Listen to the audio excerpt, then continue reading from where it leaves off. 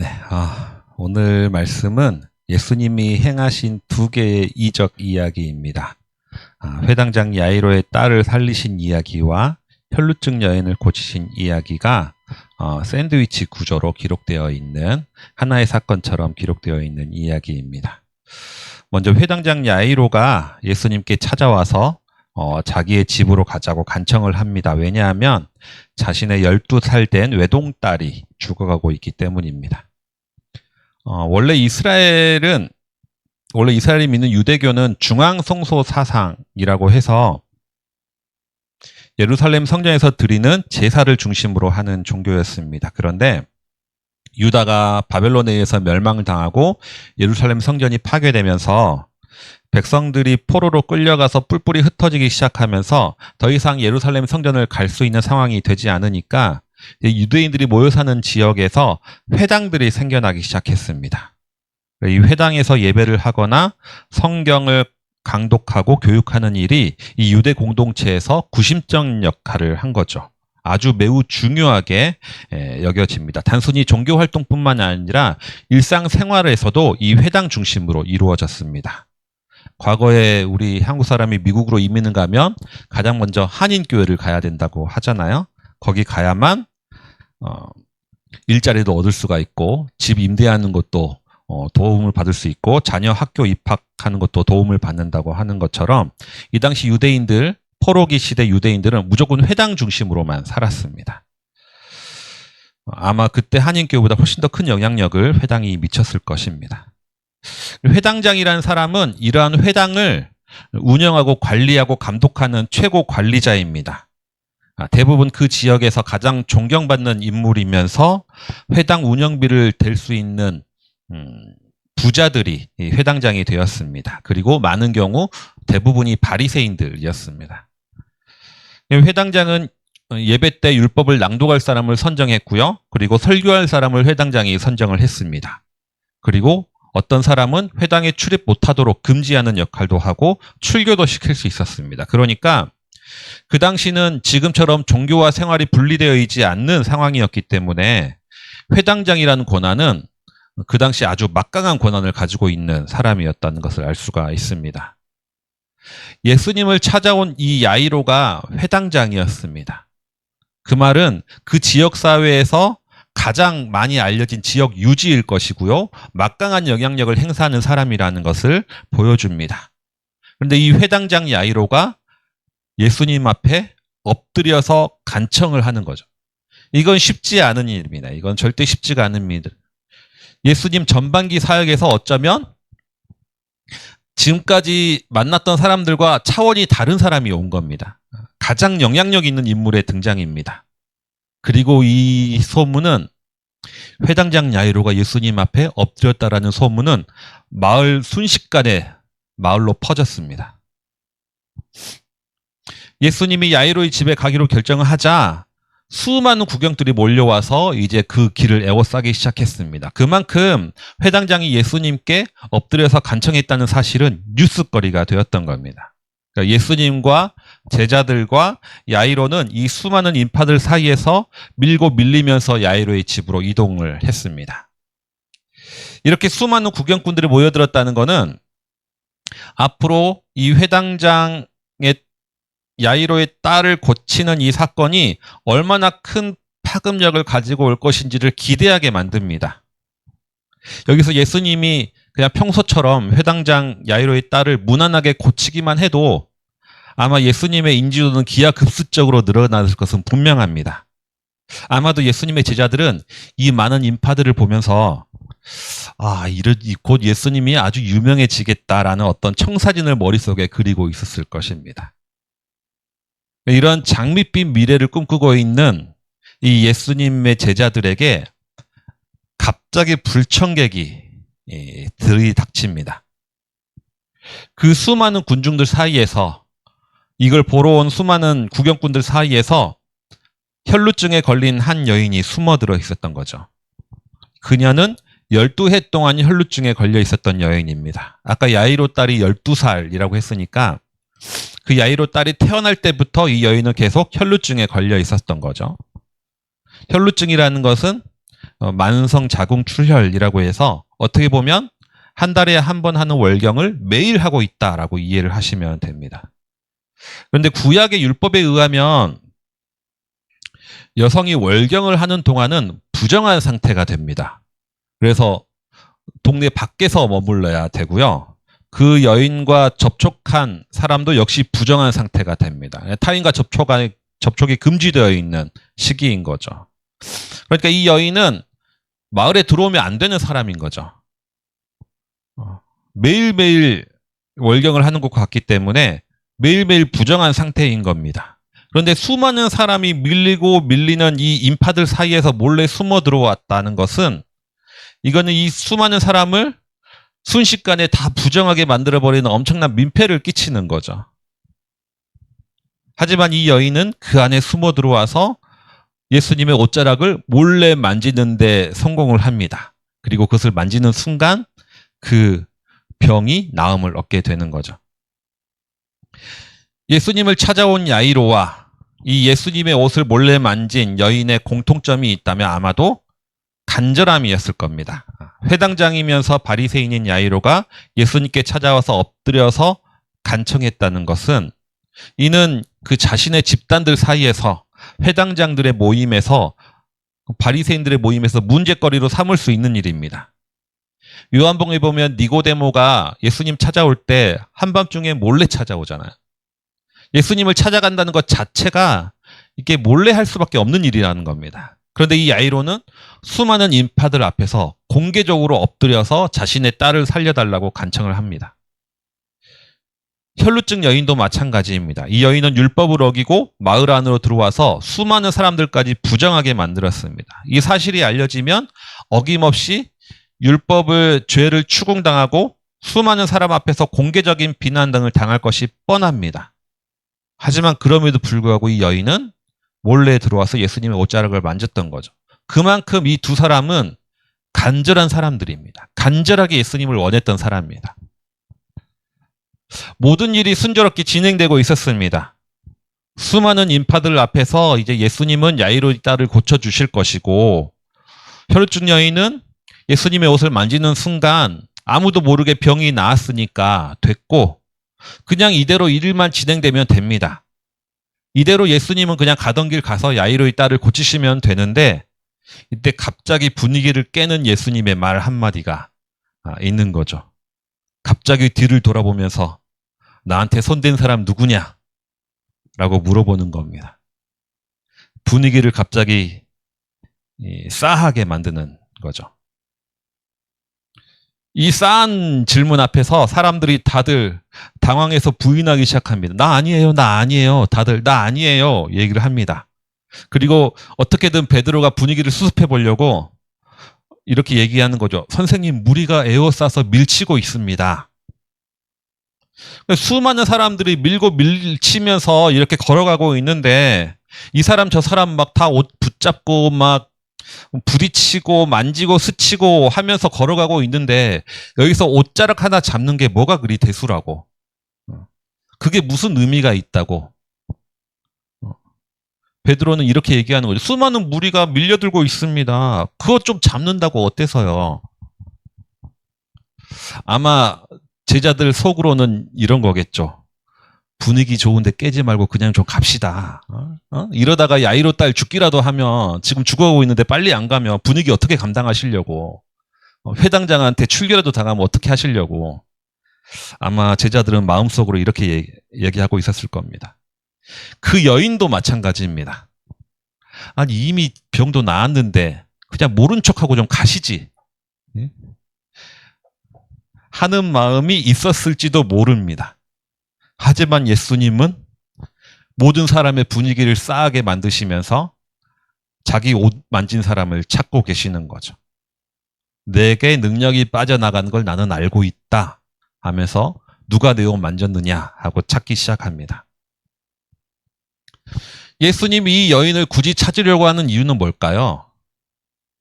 예수님은 이 여인의 병을 고치기 위해서 굳이 찾는 건 아닙니다. 이미 병은 고쳐졌습니다. 굳이 만날 필요가 없어요. 그리고 지금 한가한 때 아니잖아요. 야이로의 딸이 죽어가고 있잖아요. 빨리 가야 됩니다. 그런데 예수님은 그 여인을 수많은 사람들 앞에서 많은 사람의 발걸음을 멈추게 하면서 그 여인을 찾으시는 거죠. 그리고 그 여인은 왜 자신이 이러한 행동을 했는지 두려워 떨며 나와서 다 밝히게 됩니다. 왜 예수님은 이렇게 바쁘고 급한 상황에서 혈루증 여인에게 주목하셨느냐? 그 이유는 알 수가 없지만 이를 통해서 우리는 예수님의 우선순위가 무엇인지를 엿볼 수가 있습니다. 야이로는 회당을 운영할 정도로, 회당장이 될 정도로 재력이 있는 부자였습니다. 근데 혈루증은 자기 가진 전 재산을 병 고치는데 다 썼어. 지금은 가난한 사람입니다. 빈털터리입니다. 야이로는 지역사회에서 명망 있는 지역 유지입니다. 혈루증 여인은 마을 안에 들어오지도 못하는 부정한 여인입니다. 야이로는 남성입니다. 그것도 그냥 남성이 아니라 회당 출입을 금지시킬 수 있는 힘 있는 남성입니다. 혈루증 여인은 병들어 있는 힘없는 여성입니다. 야이로는 겸손하고 예의 바른 사람입니다. 자신의 지위가 있음에도 불구하고 예수님께 엎드려서 간청한 사람입니다. 혈루증 여인은 무례한 사람입니다. 예고도 없이 무작위로 침범한 사람입니다. 야이로의 딸만 치료하면 엄청난 명성을 얻을 수 있습니다. 혈루증 여인은 그렇게 예수님께 도움되는 일이 별로 없습니다. 이 둘 사이에서 누구한테 더 관심을 갖게 될까요? 누구한테 더 많은 관심을 보여야 될까요? 아마 대부분의 사람은 이쪽에 더 관심을 많이 가져야 될 겁니다. 야이로에게 더 깊은 관심을 가질 겁니다. 야이로를 만나는 것이 이 여성을 만나는 것보다 더 우선이어야 됩니다. 그 어떤 일보다 사실 더 우선이어야 되죠. 지금 가장 중요한 시기입니다. 이름을 널리 알릴 수 있는 중요한 기회인 거죠. 하지만 예수님은 그렇게 하지 않으셨던 겁니다. 예수님은 가난하고 소외되어 있는 혈루증 여인을 우선으로 여기셨습니다. 부와 명예와 권력의 자리보다 무작위로 침범해 들어오는 이 혈루증 여인에게 더 깊은 관심을 보이셨던 거죠. 예수님의 우선순위가 여기에 있었다는 거죠. 어쩌면 많은 이들이 이 여인의 무례한 행동에 비난을 할지도 모릅니다. 약속을 하고 만나야지. 찾아와서 약속을 해야지. 갑자기 이렇게 끼어들어서 남의 일에 방해하면 어떡해. 하지만 이 여인인들 예수님 앞에 당당히 나오고 싶지 않았겠습니까? 이 여인인들 어떻게든 자기 병 고쳐주려고 자존심까지 내팽개치고 발벗고 나서는 아빠가 필요하지 않았겠습니까? 이 여인인들 부잣집 딸로 태어나고 싶지 않았겠습니까? 이 여인인들 그렇게 무례하게 행동하고 싶었겠습니까? 오죽하면 그랬겠습니까? 율법을 다 지키면 애초에 동네 안에 들어올 수조차 없는데요. 이 여인한테 다른 선택지가 있었을까요?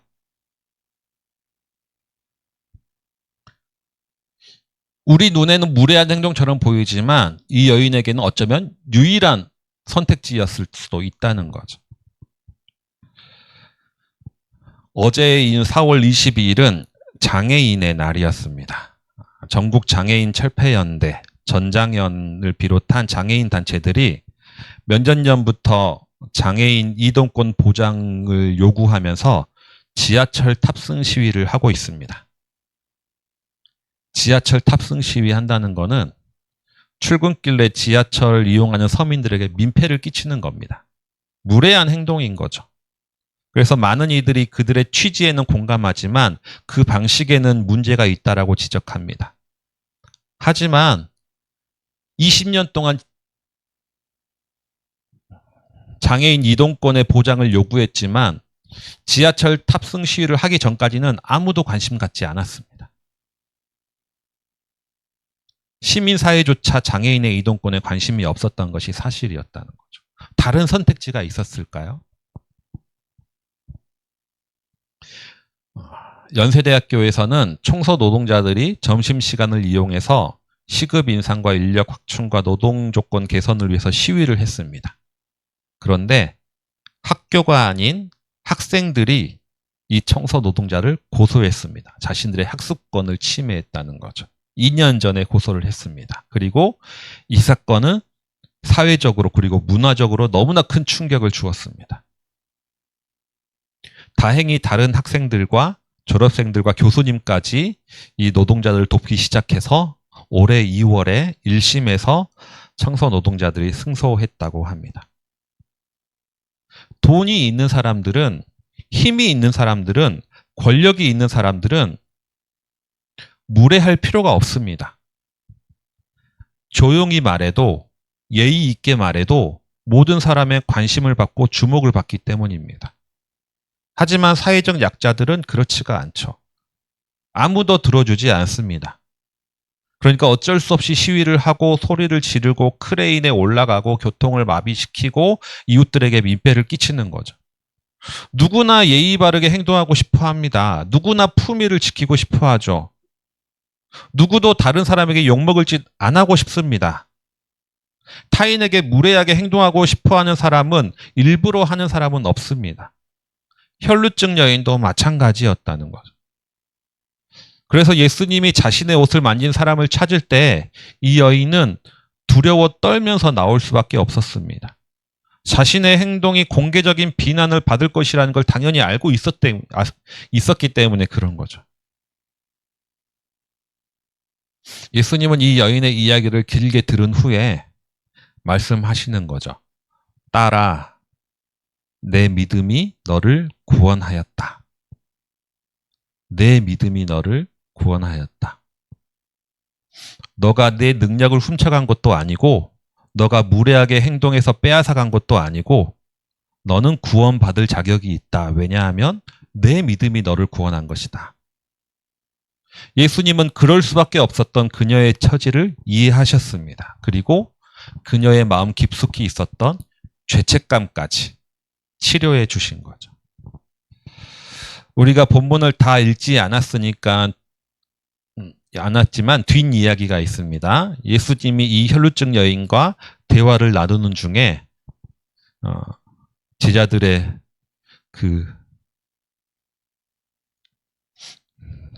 그것처럼 단어가 갑자기 생각이 안 나네. 야이로의 딸이 결국은 죽었다는 소식이 들려왔습니다. 제자들의 우려가 현실로 다가온 거죠. 하지만 예수님은 죽은 게 아니라 잔다고 말씀하시면서 죽은 야이로의 딸을 살려주시고 이 이야기는 마무리가 됩니다. 말씀을 정리하겠습니다. 모 대형 교회에서는 담임 목사 만나서 상담하고 기도받으려면 6단계, 7단계를 거쳐야 된다고 합니다. 먼저 구역장한테 요청하면 구역은 자기 교구 총무한테 요청하고 교구 총무는 교구 목사한테 요청하고 교구 목사는 비서 목사한테 요청하고 그럼 비서 목사가 담임 목사한테 요청하면 이제 이 단계를 거쳐야만 되는 거죠. 그것도 담임 목사가 안 된다고 하면 못 만나게 됩니다. 그리고 이렇게 질서와 절차를 무시하면 무례하다고 말합니다. 우리 사회에서는 돈 있고 힘 있고 빽 있는 사람은 전화 한 통으로 해결되는 일들이 가난하고 소외된 수많은 서민들은 형식과 절차 앞에서 절망하게 되는 일이 너무나 많이 있습니다. 하지만 예수님은 간절히 그분을 찾는 일을 무례하게 찾는다 하더라도 만나주십니다. 무례하게 남의 집에 지붕을 뜯고 들어온 중풍병자도 고쳐주시고 질병을 숨기고 무리들 사이에 숨어서 예수님의 옷을 붙잡는 그 부정한 여인도 예수님은 탓하지 않으시고 만나주십니다. 그리고 말씀하시는 거죠. 딸아, 내 믿음이 너를 구원하였다. 예의 바르고 격식 있는 간청만이 그분의 마음을 움직이는 것이 아닙니다. 그분은 우리의 간절함 때문에 움직이십니다.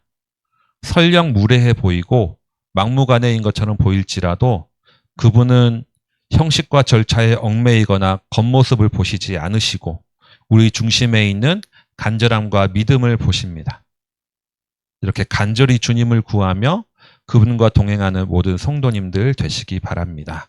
그리고 우리도 주님처럼 형식과 태도에 우리의 시선을 가두는 것이 아니라 무질서와 무례함 뒤에 있는 다른 약한 이들의 간절함을 볼 수 있는 그런 시각을 갖는 모든 성도님들 되시기 바랍니다.